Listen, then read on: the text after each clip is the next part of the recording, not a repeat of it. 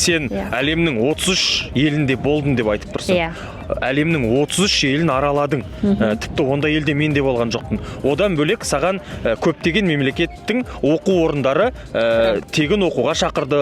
Бірақ сен Қазақстанды таңдадың. Әрине. Осы жерде бір ішіңде өкпе болған жоқ па? Әрине, ол енді туған жерде ата жұртта оқу деген ол дұрыс, бірақ дей тұрғанмен Қазақстанның жастары білім қуып шетелге барып жатады. Иә, әрине, негізі көп мүмкіндіктер болды. Өйткені енді негізі адам жалпы шетелге шыққан кезде қазақтың қадірін біледі. Мысалы, тіліміз бай, салт дәстүріміз бар екенін, жалпы жеті ата бабамыз бар, содан бері жалғасып салт дәстүріміз барлығын мен сол кезде түсіндім. Негізі қазақ елінде қалып, қазақ елінде енді білімді жалғастырсам, әрине енді бұйырса магистратураларда шетелде оқуға енді жоспарлап жүрмін. Бірақ та әлі жаспын,